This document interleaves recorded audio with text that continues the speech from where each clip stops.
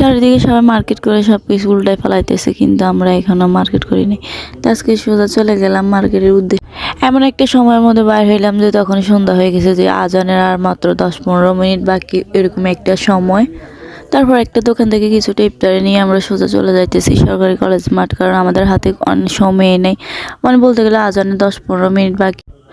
ওইখানে আমরা গিয়ে বসা মাত্রই তারপর আজান দিয়ে ফেলতেছে চারিদিকে। তারপর আমরা ওইখানে বসে তিনজন ইফতারি করছিলাম। তো দেখতেছি যে চারিপাশের পরিবেশটা অনেকটাই ঠান্ডা, কারণ ওইখানে দেখা যায় যে সবসময় সরকারি কলেজ মাঠে অনেক মানুষ থাকে। খাওয়া শেষে একজন তো পুরো লিপস্টিক দিয়ে একবারে ঠোঁট রাঙিয়ে ফেলতেছে, কারণ ও এখন মার্কেটে ঢুকবে, সবাইকে একটু ক্রাশ ত্রাশ খাওয়াবে, ওই জন্য একটু প্রিপারেশন নিতেছে।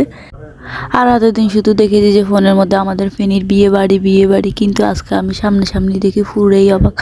হায় আল্লাহ, এই তো পুরোই বিয়ে বাড়ি। আমার বিয়েতে এইভাবেই আমি সাজাবো, তোমাদের সবাইকে দাওয়াত। তবে বিয়ে কোন দিন হবে সেটা এখনো জানতেছি। সত্যি কথা বলতে বিয়ে বাড়ি থেকে এই দুইটা বাড়ি কোনো অংশে কাম না, শুধু তোমরা যার যার পছন্দ মতো মেয়ে আনবা, মেয়ে ছেলে আনবা, আর ওইখানে শুধু কাজী ডেকে এনে বিয়েটা করে ফেলবা, কারণ এই বাড়ি দুইটা বিয়ে বাড়ি থেকে কোনো অংশে কম হয় নাই। তারপর ওইখানে আমরা দুই জোড়া জুতা আমাদের এতই পছন্দ হয়ে যায়, কিন্তু বেড়ারে বুঝতে দিতেছি না যে আমাদের কাছে কোনো টাকা না, আমরা পুরোই গরিব, শুধু পায়ে দিয়ে দেখতেছিলাম জুতাগুলো এতই যে সুন্দর। আর এটা হচ্ছে সব থেকে বেস্ট পার্ট, মানে এখানে যে দিকে বাড়ি একটা দোকান আছে, চায়ের দোকান। এই দোকানে চা না খাইলে একদম ভালো লাগে না, মানে এই চাগুলো আমার কাছে এত ভাল লাগে, কার কার কাছে ভাল লাগে জানি না, তবে এই চাগুলো অনেক ভাল লাগে।